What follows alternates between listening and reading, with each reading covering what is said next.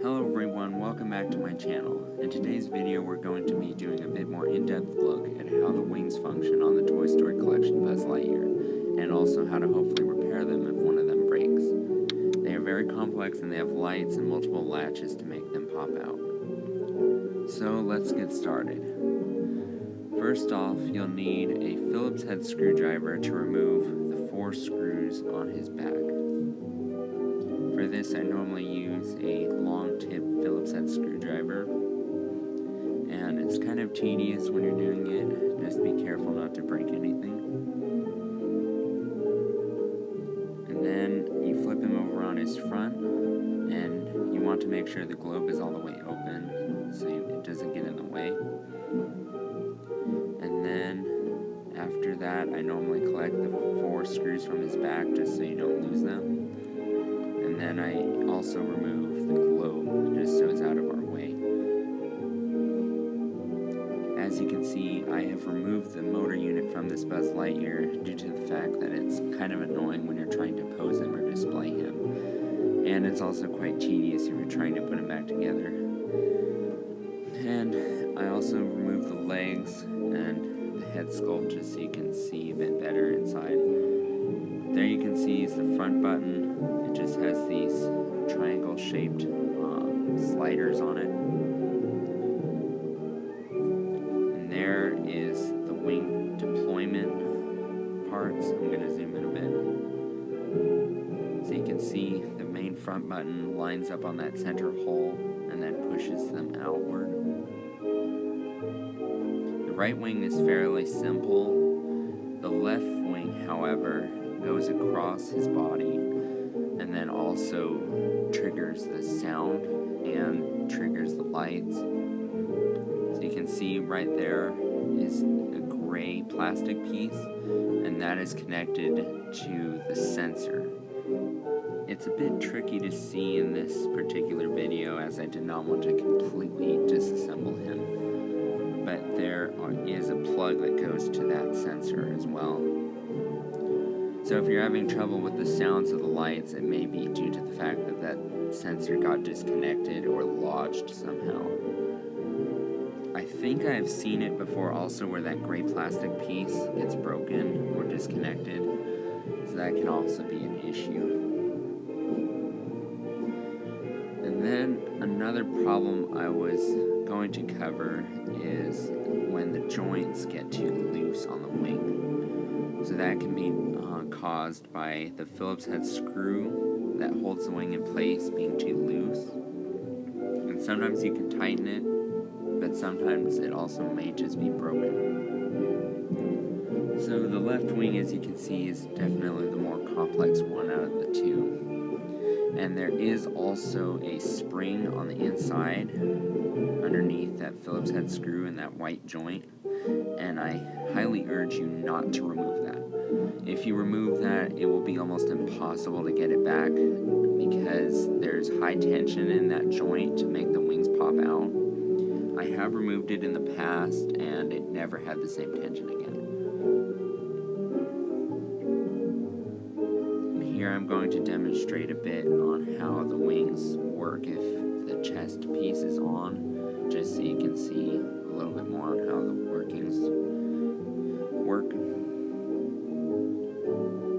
So you can see both wings are clipped in and the front button pushes in and it brings both of those plastic clips inward and the wings pop out.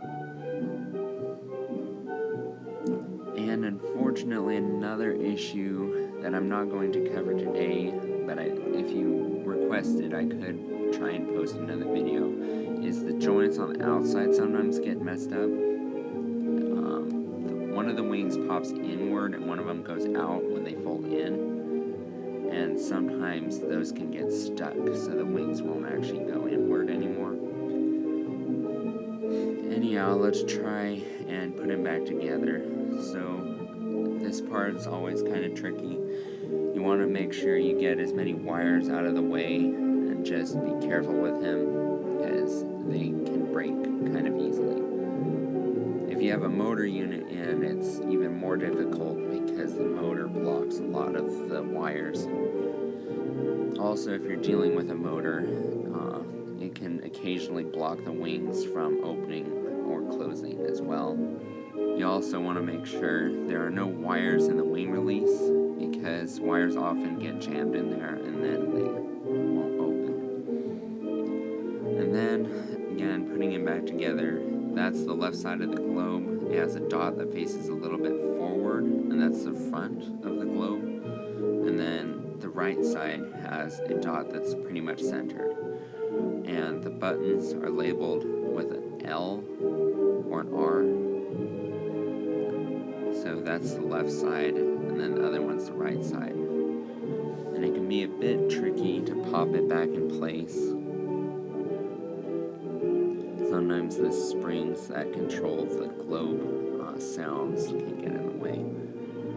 Just take your time, because you don't want to break any of the joints on accident.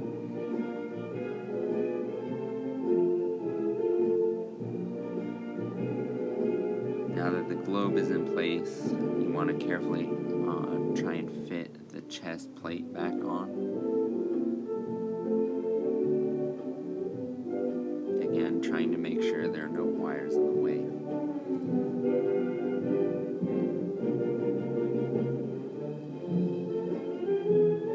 Oftentimes the neck brace can get jammed also, so you just want to carefully fit the chest piece on.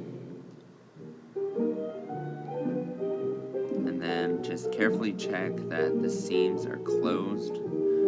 If they won't close, then you probably have a wire stuck in one of the holes somewhere. And then last off is just putting the screws back in. Again, it's a slow process, but just take your time. And just be careful. If one of the seams is popping, it's probably better to take them apart again, because you don't want to accidentally rip one of the wires. And then also, sometimes before you get them 100% screwed back together, you might want to test to make sure all the functions are working properly. So as you can see, the wings pop out. That end tip will not pop out unless the back plate is on. Sometimes the right wing can get jammed just on the back plate, so just be careful that you put the back plate on correctly. So that's about it. I hope you enjoyed this video. If you have any questions or comments regarding Buzz Lightyear repair, just leave them down in the comments section, and I will try and get back to you as soon as possible. Thanks for watching this video, and be sure to check out the other videos on my channel.